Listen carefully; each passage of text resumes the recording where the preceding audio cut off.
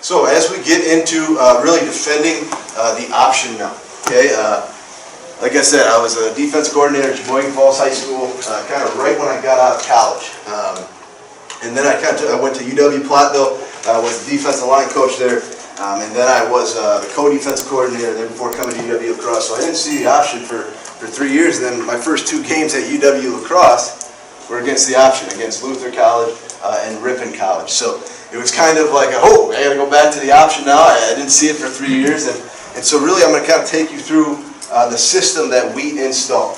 And to kind of start, really just kind of give a brief overview of the way my mind thinks as a coordinator as we game plan and things that I was looking for when we got some of our film exchange. Right? First one is read keys. I think that's pretty simple. You know, what are they going to read? But it's based on different fronts. So 1 and 2 kind of go together of what we're looking at. So if we go to a 4-3 front, what are they going to do? Where's our read key? Not just the dive read key, but who becomes the quarterback play? Who becomes the, what are they reading on the outside? What are some different things they're going to do there? So I think that's pretty simple. Number 3, formations. That's a big one. Got to be able to fit up all the formations. Let me tell you guys, I don't think option football is that hard. And I know there's some guys that probably have run the option, and I feel like option guys, like, they just know that offense front and back. They can sit on a whiteboard for like probably all day if you need them to. But formations, like to me, defending the option, what all they're trying to do is get their numbers somewhere. They're trying to get an advantage in numbers somewhere. So you got to figure out how you're going to adjust the formations where you still have numbers. Number 4, their adjustments. And what I mean by that is really as a play caller, what we'll do almost every Sunday as a whole defensive set is we come together after all of our films break down and we just watch a game. That's it. We'll watch 2 or 3 games, like the last 2 or 3 games, and we just watch them in entirety. So when I talk about their adjustments, what are they going to do as they see maybe a 4-3 look, as they see, so you got to put yourself in the mind of the opposing defense that was just on the tape. All right, so this is what they're doing on their defense. How is that team adjusting? What are they going to do with their defense or their offensive line? Are they going to arc them? How are they going to treat some of the things that you're just seeing on the film as you're watching it? So their adjustments. Number 5, crack blocks. They always scare me. Unfortunately, we got burnt this year on a crack once, but this is stuff you need to spend time on. If they're going to crack with their number 1 and arc their wing, then you got to spend time with that in the secondary. For us, that was 5 to 10 minutes every single day throughout really our first 2 weeks as we went. And then lastly, their home run plays. They're not going to run outside beer on 3rd and 6 or 4th and 7 when they need to play. What's their home run play? Some teams it's going to be rocket toss. Are they going to pass? Are they going to sprint out? What is it? Maybe some schools will run outside beer on 3rd and 6. But so what's their home run play as they go? And then really, as I looked into defending the option for us, so you guys know, I don't want to change and have a wholesale change to our defense. Meaning I don't want to like install like a whole new coverage. I don't want to install this because we're going to see it. Maybe some of you guys will only see it once a year. You know, for us it's the first 2 weeks, but then realistically we're not going to see the option again the whole year. So I don't want to like lose 2 weeks where it was just focused on option football. I want to still do some of the things we do on the back end, some of the things we do up front, and I want to still develop some of those techniques. So as we go into defending the option, our big part was to keep it simple, keep it to what we do already. But really, when you think about defending the option, number 1, guy for a guy. What does that mean? We're going to have a primary guy player, we're going to have a primary quarterback player, and we are going to have a primary pitch player. Do not be somebody that says, hey, we'll just rally to the pitch. Because that's not going to work for you. Because the pitch is really the most dangerous thing of that whole setup right there is the pitch. So you have to make sure that you have a guy for a guy. It's a guy whose primary responsibility is one of those 3 reads. Like I said, I did it earlier when I was in high school. I thought I could just rally to the pitch and go from there. Doesn't work. Got torched on the pitch quite a bit.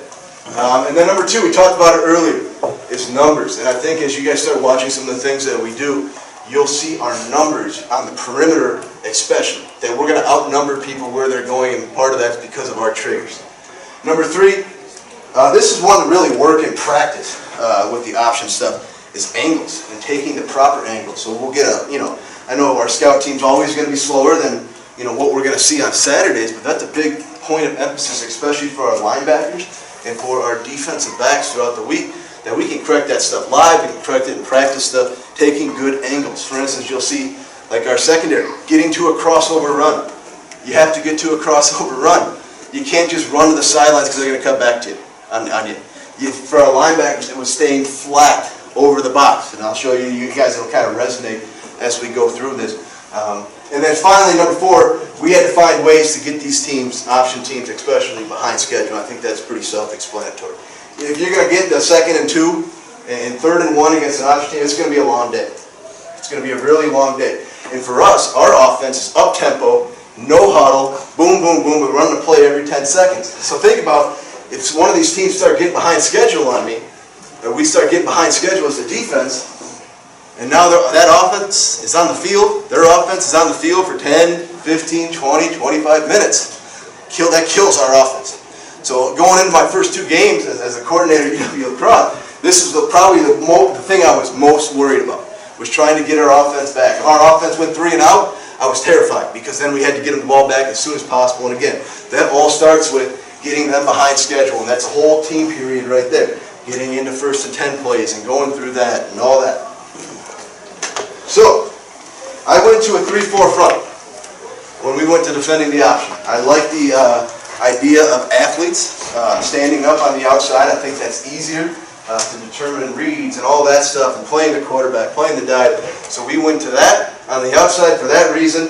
And then secondly, I wanted the nose in the middle of the field. I wanted him right over the center. I wanted to force that double team because I felt from watching some of the teams that we saw that was going to be the best front to really get us in. And like I said, our base defense is it's 4-3, but it's with 3-4 personnel. So for us, it wasn't a personnel change. It was just calling a front for us. So I'll give you kind of like a brief overview first, just like what we talked about. This is going to our guys. They get this sheet, then they're going to get like 5 more sheets with all the different formations. But I'll start with this sheet as a brief overview, and then what we'll do is we'll just go into it position by position. I think that's kind of the easiest way, and we can focus on the corners, safeties, linebackers, the outside linebackers, all that. So, again, we'll start with the double wing. So we'll kind of show that for the most part. We call it double wing. Some people call it flexbone. But we get into our double wing. So this is how we're going to look. We're going to keep it simple in the back end. We're going to play our quarters. That's what we're doing. And again, some of the things that we'll do carry over to what I told you about earlier. So on the outside, it's still going to be press man. Yeah, that's pretty simple. They're going to be a secondary pitch player. Get off the block. We're going to work exclusively on crack blocks with our corners, but we're still going to focus on our press man technique. We're not just going to get away from it for 2 weeks because, hey, option team doesn't pass. Our safeties, it looks like quarter stem. They're going to line 2x8 out the outside of the wing.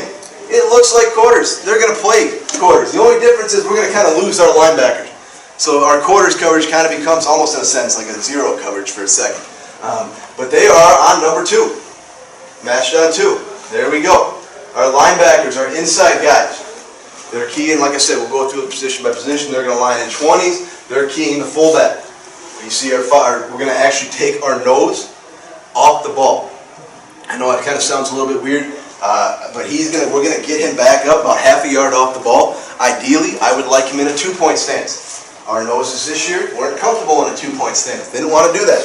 But why? Because I wanted to see visual. Our nose is going to fall to the back side of the center. So he's going to key the center, and as that combo comes, he's going to fall to that backside A-gap. So he's going to be like our backside A-gap player. He'll never push to the front side. All right, we'll get into our Okie front, so our 4 eyes with our end and our tackle. They're primary dive players, and then our 2 outside linebackers are Sam, and really our buck became our quarterback players. Okay.